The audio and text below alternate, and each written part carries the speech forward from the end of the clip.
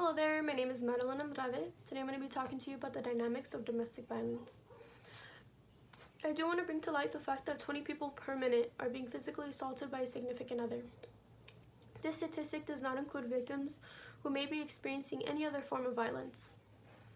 My discussion and purpose today is really to focus on bringing awareness to the fact that domestic violence is a very important social issue. It is not talked about enough, and when it is talked about, we only often associate it with any form of physical altercation or physical violence that may be occurring. And although this is a very concerning type of domestic violence, it is not the only form that can take place. Being able to identify the different forms of violence, as well as being aware of what constitutes a family member and a member of the household, and really just the prevalence of fatalities in 2019 here in Texas can greatly increase our knowledge and our awareness of domestic violence in our community. Jumping right into my first point, other forms of domestic violence that can take place include verbal and emotional manipulation. This happens when the victim's significant other or intimate other isolates them from their family and their friends, not allowing them to go out, not allowing them to be their own person, as well as just being extremely jealous and lashing out sometimes due to that jealousy. In addition, there could also be sexual manipulation. And this does not only include sexual coercion, but also gender privilege. And individuals often don't realize they're experiencing domestic violence due to the fact that it's so normalized in our communities, especially gender privilege in the Hispanic community. And while people in relationships are often the victims of domestic violence, it does not limit the number of people that can be victims.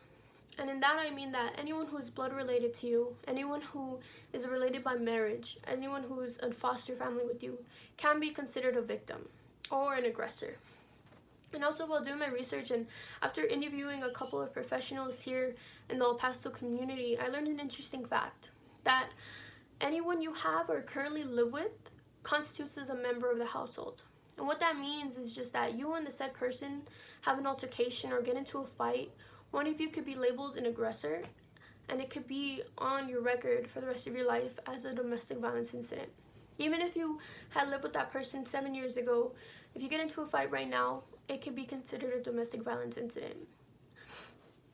Knowing this and knowing that sometimes it is hard for an individual to leave these abusive relationships, we often question why they stay and why do they deal with it. And in reality, the truth is that it takes about 7 to 10 times for an individual to decide to leave. And even if they do decide to leave, sometimes it doesn't always end well. 185 Texans were killed in 2019 due to domestic violence incidents. And in that, 40 of them had already left the intimate relationship. We look at these numbers, and 130 of them were women, and the rest of them were men and members from the LGBT community. And we look at that number, it doesn't seem a lot. It seems like a minor number compared to the 130 that were women. But we need to take into consideration that the men and the LGBT community individuals did not get their numbers recorded until 2018, which was 1 year previous to when these numbers were actually recorded in 2019. So when we look at all these factors and we allow ourselves to look at domestic violence from a different perspective, knowing that domestic violence isn't always just physical, but also emotional and also sexual, and understanding that anyone could be considered a victim or an aggressor.